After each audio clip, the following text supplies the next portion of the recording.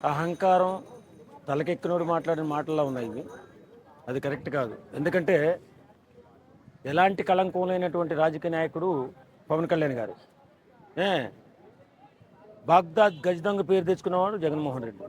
అలాంటి జగన్మోహన్ రెడ్డి పవన్ కళ్యాణ్ గారిని ఉచ్చరిస్తూ ఏంటి కార్పొరేటర్కి ఎక్కువ, ఎమ్మెల్యేకి ఎక్కువ, కార్పొరేటర్కి తక్కువ అని చెప్పి అన్నాడు. ఇంకా అహంకారం తగ్గల 11 పడిపోయినా ఇంకా ఆ నీచ భాష మారలేదు అతనిది.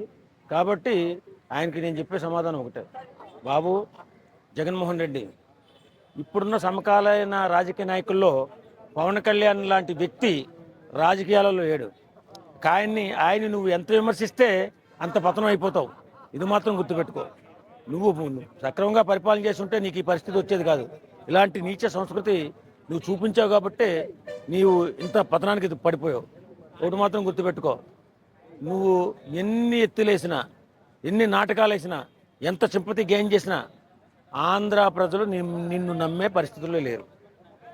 కాబట్టి పవన్ కళ్యాణ్ నువ్వు ఎంతంటే అంత ఆయన గోడ కొట్టిన బంతుల పైకి లేస్తాడు తప్ప నీలాంటి వ్యాఖ్యలు ఆయన కాలి గోటికి కూడా సరిపోవని చెప్పి ఈ విధంగా నేను తెలియజేస్తున్నాను.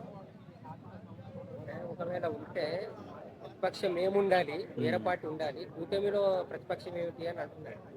కూటమిలో ప్రతిపక్షం ఏంటి? అరే నువ్వు ఒకసారి ఏమన్నారు మీరు గుర్తుపెట్టుకోండి సార్. చంద్రబాబు నాయుడు, నీకు 23 సీట్లు ఉన్నాయి, అందులో ఒక 5 సీట్లు నేను లాగేస్తే ఆ ప్రతిపక్ష హోదా పోద్ది అన్న నువ్వు షిప్పు దొబ్బిందంటే నీకు. ఇప్పుడు ఆ రోజు నువ్వు అన్నమాట కదా, మరి ఇవాళ అదే శాశ్వతం అయింది.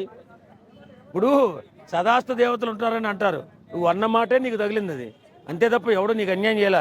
ఎందుకు అలా గోల్ చేస్తావు? అధికారంలో ఉన్నప్పుడు చేసేది చేయకుండా ఇప్పుడు వచ్చి గోల్ చేసి ఏం ప్రయోజనం? అధికారంలో ఉన్నప్పుడు క్లారిటీగా స్వచ్ఛమైన పరిపాలన చేస్తుంటే నీకు ఇవాళ ఈ తిప్పలు వచ్చేవి కాదు. కాబట్టి ఆ తేలిక మాటలు మాని జాగ్రత్తగా నువ్వు అసెంబ్లీకి రా, ప్రశ్నించు. ఆ పథకాలు ఏమయ్యాయి, సూపర్ 6 ఏమైందని ప్రశ్నించు, మాట్లాడు.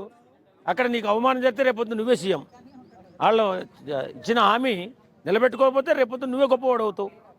అంతేగాని పవన్ కళ్యాణ్ బాధపడుకు. ఎందుకంటే పవన్ కళ్యాణ్ లాంటి రాజకీయ నాయకుడు ఎక్కడ లేడబ్బా, సొంత రాజకీయం చేస్తాడు ఆయన. ఆయన్ని నువ్వు ఎంతంటే అంత నాశనం అయిపోతావు.